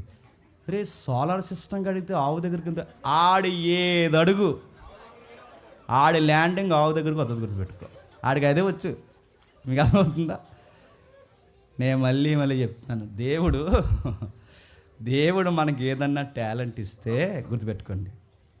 తిమోతితో పౌలు గారు చెప్తారు, దేవుడు మనకి ఏదన్నా టాలెంట్ ఇస్తే దాన్ని ప్రజ్వలింపచేయి. అంటే దాని అర్థం ఏంటి చెప్పు? డెవలప్ చేయి. దేవుడు స్పార్క్ మనకి ఏదైనా ఇచ్చనుకో, నీకు సంగీతమా లేదా రైటింగ్సా లేదా మెసేజ్ చెప్పడమా లేదా ఆర్గనైజింగ్గా ఏదైనా ఇస్తే ఆ స్పార్క్ డెవలప్ చేయి. అంటే అక్కడ వాడిన వర్డ్ ఏంటంటే ప్రజ్వలింపజేయడం. అంటే ఒక నిప్పు, అంటే ఒక బొగ్గుల్లోనికి ఒక నిప్పుని తెచ్చి అలా ఇసిరితే ఎలాగైతే మొత్తం అన్నిటిని అది వేడెక్కిస్తుందో, మనకి దేవుడు చిన్న స్పార్క్ ఇస్తే దాన్ని ఏం చేయాలి చెప్పిన? డెవలప్ చేయాలి. రోజుకి కొత్తగా ఉండాలి. రోజుకి నీ మాట, నీ విధానం, నీ పనంతా కొత్తగా ఉండాలి. అరే ఎప్పుడు చూసినా ఎక్స్పెక్ట్ చేయని విషయాలు, ఎక్స్పెక్ట్ చేయని సంగీతం ఈ అబ్బాయి ఇలా ఉండాలి. చెప్పిందే చెప్పరా పాసిపోలే దానయ్య అన్నట్టు అది చెప్పకూడదు, గుర్తుపెట్టుకో. వాయించిందే వాయించిన ఇది కాదు, గుర్తుపెట్టుకో. దావీదు గారు చూడండి, చమత్కారంగా వాయిస్తాడు. సూర్యుడు యుద్ధశాలి అడుగుతున్నాను, ఆయనకి సంగీతం వచ్చట, చమత్కారంగా వాయిస్తాడట. ఆయన ఫైటర్ ఆయన, ఇంకా ఆయన ఫైటరే కాదు రైటర్ ఆయన రైటరే కాదు, గుర్తుపెట్టుకోండి. ఆయన చూడడానికి బాగుంటాడట. ఇన్ని క్వాలిటీస్ ఆ అబ్బాయికి ఎందుకు ఉన్నాయంటే అక్కడ రాస్తున్నాడు, ఆ అబ్బాయికి యెహోవా తోడున్నాడంట. తోడు, బాగా వినండి, దేవుడు తోడుంటే ఆల్రౌండర్ అవుతాం అన్నమాట, గుర్తుపెట్టుకోండి. ఈ సెక్టార్లో ఇది ఈయనకి తెలియదు అనడానికి లేదండి. దేవుడు అతనికి తోడుంటే అన్ని సెక్టార్లు ఆటోమేటిక్గా అర్థమైపోతాయి. నేను ముగిస్తున్నాను. ఇలాంటి అబ్బాయిని తీసుకొచ్చారు, దేవుడు తోడున్నాడు. దేవుడు తోడున్నాడు కనుక ఒక వ్యక్తికి ఇన్ని టాలెంట్లు ఉన్నాయి. సౌలు యెష్షయి యొద్ద నుండి దూతలను పంపి, గొర్రెల్లోనున్న నీ కుమారుడైన దావీదు నా యొద్దకు పంపమనెను. అప్పుడు యెష్షయి ఒక గార్ధభావం మీద రొట్టెలు, ద్రాక్షారసపు తిత్తెను, ఒక మేకపిల్లను వేయించి తన కుమారుడైన దావీదు చేత సౌలు నద్దకు పంపాను. కిందికి దావీదు సౌలు నద్దకు వచ్చి అతని యొద్ద నిలబడగానే అతని యందు సౌలునకు బహు ఇష్టము పుట్టెను. బాగానండి, దావీదు గారిలో ఉన్న క్వాలిటీ చెప్తున్నా, సమూయేలు చూసినా నచ్చేస్తాడు, దేవుడు చూసినా నచ్చేస్తాడు, ఎనిమి సౌలు చూసినా నచ్చేస్తున్నాడు. దేవుడు మనకు తోడుంటే మనం ఎక్కడికి వెళ్ళినా, చెప్పండి, ప్రస్తుతానికి మనం నచ్చని వాళ్ళకు కూడా కొన్ని రోజులకి నచ్చేస్తాం అంతే. ఒకవేళ వాళ్ళు అసూయ పడితే అది వాళ్ళ దరిద్రమేమో కానీ గుర్తుపెట్టుకోండి, మనం ఎవరికైనా నచ్చుతాం. మన వర్క్ నచ్చుతుంది, మన విధానాలు నచ్చుతాయి. మనం ఎక్కడుంటే అక్కడ ఆ ప్రాంతానికి వెలుగైపోతాం. ఈ అబ్బాయి రాకముందు వేరండి మా లైఫ్లోకి, ఈ అబ్బాయి వచ్చాక వేరండి మా లైఫ్లోకి అని ఎవరు చెప్తారు చెప్పిన? సౌలు చెప్తాడు. ఈ అబ్బాయి రానంత వరకు నాకు మానసిక ఒత్తిడి, ఈ అబ్బాయి వచ్చిన తర్వాత ఎంత మనశ్శాంతి. అతను ఎందుకు సౌలుకి ఇష్టం పుట్టాను. అతను సౌలు ఆయుధములు మోయవాడాయను. ఎలా అయిపోడట? వచ్చింది దేనికండి? సంగీతం వాయించడానికి. కానీ జాబ్ ఏమి ఇచ్చారండి? పర్సనల్ బాడీగార్డ్ అయ్యాడట. రాజుగారికి పర్సనల్ బాడీగార్డ్ అంటే ఎలా ఉంటుందండి? నీకు అర్థమవుతలేదో? సీఎం పక్కన సీఎం అట్రాక్షన్ ఉంటలేదు నాకు తెలియదు, కానీ చెప్పండి పక్కన ఒకడు ఉంటాడు కళ్ళద్దాలు పెట్టుకుని ఇలా చూస్తుంటాడు, చూసారు, ఇలా మొత్తం అంతా ఇలా నేను చూస్తుంటాడు. నువ్వు సీఎంని కలాంటి ముందు ఈయన కలవాలి, ఎవరిని చెప్పండి. ఆడ ఆపెత్తాడు, ఆగో చేస్తా నేను ఇలా అగా అని ఆడ ఆపుతా. నువ్వు సీఎం అంటే సౌలుని ఎవరు టచ్ చేయాలని ముందు ఎవరిని టచ్ చేయాలి చెప్పండి. దేవుడు ఒక వ్యక్తిని వాడుకోవాలనుకుంటే మరి చెప్తున్నాను, అలా తీసిపోతూనే ఉంటాడండి. ఎక్కడ గొర్రెలు కాపలు, వాళ్ళ ఊరు ఎలాంటి ఊరండి? దయ్యాలు ఊరు వాళ్ళ ఊరు. వాళ్ళ నమ్మకాలు ఎలాంటివండి? మూఢనమ్మకాలండి. వాళ్ళ ఇల్లు ఎలాంటిదండి? గుర్తింపు లేని ఇల్లు అండి. వాళ్ళ నాన్నగారు అండి ఒక వ్యవసాయదారుడు అండి. అలాంటి వ్యక్తిని దేవుడు ఎలా పిలుస్తున్నాడండి? అంచెలంచెలుగా పిలుస్తున్నాడు. పిలిచి ఆయుధాలు మోయే పర్సనల్ బాడీగార్డ్గా పిలిచాడట. దేవుని యొద్ద నుండి దురాత్మ వచ్చి సౌలును పట్టినప్పుడెల్లా దావీదు సితార చేత పట్టుకుని వాయింపగా దురాత్మ అతన్ని విడిచిపోయాను. అతడు సేదదీరి బాగా. ఇప్పుడు చెప్పండి, మీరు గమనించండి, నేను ముగించేస్తున్నాను. సౌలుకి దురాత్మ పడుతుందంటే పర్పస్ ఉందా లేదా? ఏంటి పర్పస్ చెప్పాలి. సౌలుకి దురాత్మ పడుతుందంటే కారణం ఉంది. ఏంటి కారణం? దావీదు ఎదగడానికి సౌలు బలహీనత కారణమైంది. దావీదు ఈ రాజభవంతులోకి రావాలి అంటే సౌలుకి దురాత్మ పట్టాలి. ఈ దురాత్మ కూడా ఎక్కడి నుంచి వస్తుందంట చెప్పండి. దేవుడు అంటే పతనమైపోయిన ఆత్మలు కూడా దేవుడే పంపుతాడంటే దేవుడే పంపుతాడు. గుర్తుపెట్టుకోండి, దేవుడు సెలవు లేకుండా ఏది జరగదు. పరిశుద్ధాత్మని పంపాలన్నా ఆయనే పంపుతాడు. నువ్వు మాట వినకపోతే నేను దేశమరణ చేయడానికి కూడా దురాత్మను కూడా చెప్పండి ఆయనే పంపుతాడు. నువ్వు బాగుపడే ఆత్మను ఆయనే పంపుతాడు. నువ్వు పాడైతే నేను పాడు చేసే ఆత్మను కూడా చెప్పండి ఆయనే పంపుతాడు. వచ్చినప్పుడల్లా ఇప్పుడు చెప్పండి, వీడికి దయ్యం పట్టినప్పుడల్లా ఎవరు గుర్తొస్తున్నారు చెప్పండి? దావీదు గుర్తొస్తున్నాడు. దావీదుని తీసుకొచ్చి రాజభవంతులు పెట్టారట. దావీదుని తీసుకొచ్చి రాజభవంతులు పెట్టారు. నేను అనుకుంటానండి, అభిషేకించిన వెంటనే, నేను ముగిస్తున్నాను, అభిషేకించిన వెంటనే రాజు అయిపోయాడా లేదా? ఎవరు? దావీదు. అభిషేకిస్తే రాజు అయిపోయినట్టే. అభిషేకించిన వెంటనే రాజు అయిపోయినప్పుడు మరి డైరెక్ట్ సౌలుని తీసి దేవుడు తీసుకెళ్ళి దావీదుని సింహాసనం మీద కూర్చోబెట్టొచ్చుగా.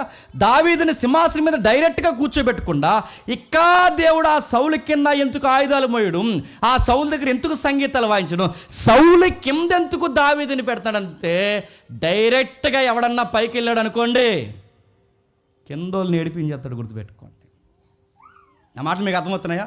డైరెక్ట్గా ఎవడైనా కింద ఏం జరుగుతుందంటే, లోయర్ క్యాడర్లో ఏం జరుగుతుందో, కిందోడు ఎలా నలిగిపోతాడో నీకు తెలియాలంటే, ఒక రాజరికం కింద ఒక సామాన్యుడు ఎలా నలిగిపోతాడో నీకు తెలియాలంటే, దావీదు రేపు రాజు అయితే కిందోలు పరిస్థితి ఎలా ఉంటుందో ఎక్స్పీరియన్స్ దావీదికి రావాలంటే, దావీదుని ఎక్కడ పెట్టాడు చెప్పండి? తీసుకెళ్ళి అభిషేకం ముందే జరిగిపోయినా డైరెక్ట్ తీసుకెళ్ళి సింహాసనం మీద కూర్చోబెట్టకుండా చిన్న చిన్న ఉద్యోగాలు నేర్పిస్తున్నాడు. ఇప్పుడు నేడో రేపో నువ్వు ఒక పోలీస్ డిపార్ట్మెంట్ ఒక ఎస్హెచ్ఓ అయ్యావు, లేదా ఒక ఎంఆర్ఓ అయ్యావు, లేదా ఒక కలెక్టర్ అయ్యావు, డైరెక్ట్ తీసుకొని కూర్చోబెడతారా? డైరెక్ట్ తీసుకొచ్చి ఊరమెత్తావు. నువ్వు డైరెక్ట్ కూర్చోబెట్టరు. ఏం చేస్తారు? డైరెక్ట్ తీసుకురారు. కింద వర్క్ ఉంటుంది, ప్రొఫెషన్ పీరియడ్ ఉంటుంది, కింద వర్క్ నేర్పిస్తారు. ఇప్పుడు ఎస్హెచ్ఓ ఉన్నాడు అనుకోండి, పార్ట్ 1 ఎలా రాయాలి, ఎఫ్ఐఆర్ అంటే ఏంటి, ఛార్జ్ షీట్ అంటే ఏంటి, స్టేషన్ డ్యూటీ అంటే ఏంటి, అదేంటి ఇదేంటి. కలెక్టర్ ఉన్నాడు అనుకోండి, మెడికల్ డిపార్ట్మెంట్ ఎలా పనిచేస్తుంది, మున్సిపాలిటీ ఎలా పనిచేస్తుంది, పంచాయతీ ఎలా పనిచేస్తుంది, ఇన్ని డిపార్ట్మెంట్లో ఆయనకి ఎక్స్పీరియన్స్ వచ్చిన తర్వాత అప్పుడు ఆయన సబ్ చేస్తారు. ఆ సబ్లో కూడా ఆయన బాగా పనిచేస్తే అప్పుడు మెయిన్ కలెక్టర్ అవుతాడు. ఇది కదండి రూల్. దేవుడు కూడా డైరెక్ట్ తీసుకొచ్చి కూర్చోబెట్టలేదు. కిందోడు, పేదోడు, ఒక సామాన్యుడు ఒక రాజరికం కింద ఉంటే ఎలా నలిగిపోతాడు నీకు అర్థమైతే, రేపు నువ్వు కింగ్ అయ్యాక నీ కింద ఎవడో చెప్పండి నలిగిపోడు. అందుకే దేవుడు ఊరకే తీసుకెళ్ళి కూర్చోబెట్టి మనల్ని ఎక్కడైనా తీసుకెళ్తారో చెప్పండి, గ్రౌండ్ లెవెల్ నుంచి అంచెలంచెలుగా ఆ బాధలు నీకు తెలియాలి. ఒంటరితనం ఎలా ఉంటుందో, పేదరికం ఎలా ఉంటుందో, చిన్న ఉద్యోగాలు ఎలా ఉంటాయో, పరిస్థితులు ఎలా ఉంటాయో అని నువ్వు చూడాలి. రేపొద్దున స్థాయికి వెళ్ళాక నీ స్థితులు నీకు గుర్తు రావాలి. కిందోడిని ఎవరిని చెప్పండి బాధ పెట్టకూడదు. దేవుడు అలాగే మనల్ని అలాగే ఆశీర్వదిస్తాడండి.